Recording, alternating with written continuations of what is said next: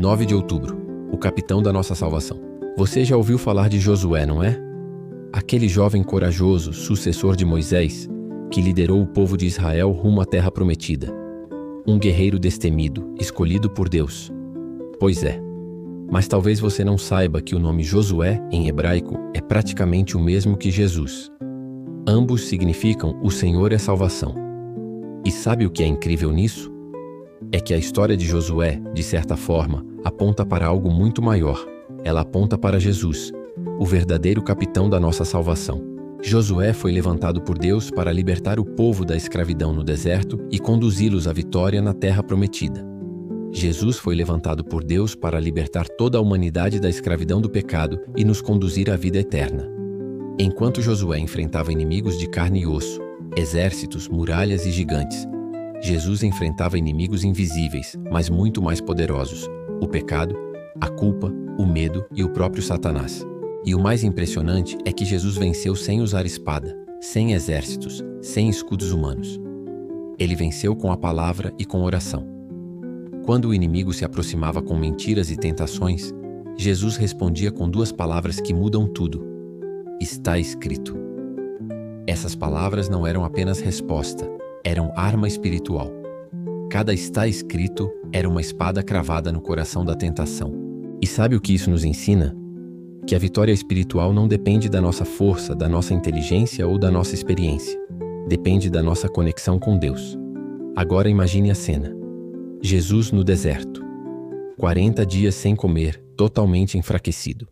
E é justamente nesse momento de vulnerabilidade que Satanás aparece.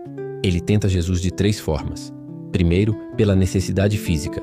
Se és o Filho de Deus, transforma essas pedras em pão. Mas Jesus responde: está escrito, nem só de pão viverá o homem, mas de toda palavra que sai da boca de Deus. Depois, Satanás tenta Jesus pela vaidade espiritual. Se és o Filho de Deus, joga-te daqui para baixo, os anjos vão te segurar.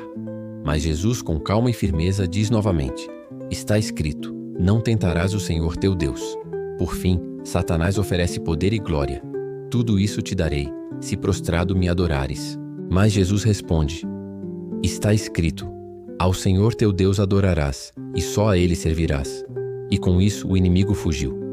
Jesus venceu a batalha antes mesmo da cruz.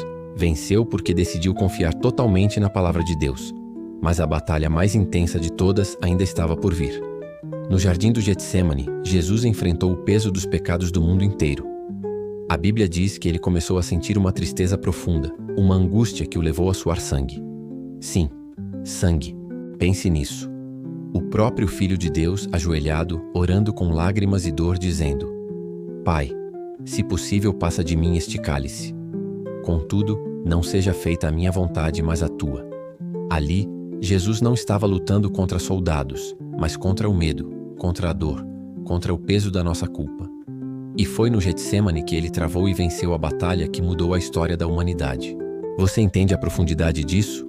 Cada gota de sangue que caiu naquele chão representava uma vitória espiritual conquistada por amor a mim e a você. Ele podia ter desistido. Podia ter dito não vale a pena. Mas ele escolheu seguir até o fim. E quando ele se levantou daquela oração, ele não levantou apenas com lágrimas, levantou com propósito. Jesus estava decidido a cumprir a missão, decidido a morrer por nós, decidido a vencer por nós. E é aqui que entra o ponto central da nossa reflexão. O verdadeiro líder não é aquele que grita ordens, mas aquele que lidera de joelhos. Josué aprendeu isso com Moisés, e Jesus nos mostrou isso com o exemplo mais perfeito de todos. Quando Josué enfrentava os amalequitas, Moisés subia ao monte para orar. Enquanto Moisés mantinha os braços erguidos, o povo vencia. Quando cansava e abaixava, o inimigo ganhava terreno. Essa história nos ensina que toda vitória começa na oração. E foi exatamente assim com Jesus, o capitão da nossa salvação. Ele não liderou apenas com palavras, mas com oração, lágrimas e entrega. Enquanto muitos líderes humanos lutam por poder, Jesus lutou por nós. Enquanto muitos líderes buscam reconhecimento, Jesus buscou redenção. E sabe o que é mais inspirador? Ele nos chama para sermos parte desse exército espiritual. Hoje, você e eu também estamos em uma batalha. Não uma batalha com espadas e escudos, mas uma luta diária dentro do coração e da mente. Talvez o inimigo que você enfrenta não seja um gigante como os de Josué, mas o medo, a ansiedade, o desânimo, a tentação de desistir da fé. Talvez a sua luta seja contra o sentimento de que você não é bom o suficiente, que Deus não se importa ou que a vitória nunca vai chegar. Mas deixa eu te lembrar de uma coisa poderosa. Jesus já venceu. E se ele venceu, nós também podemos vencer, nele.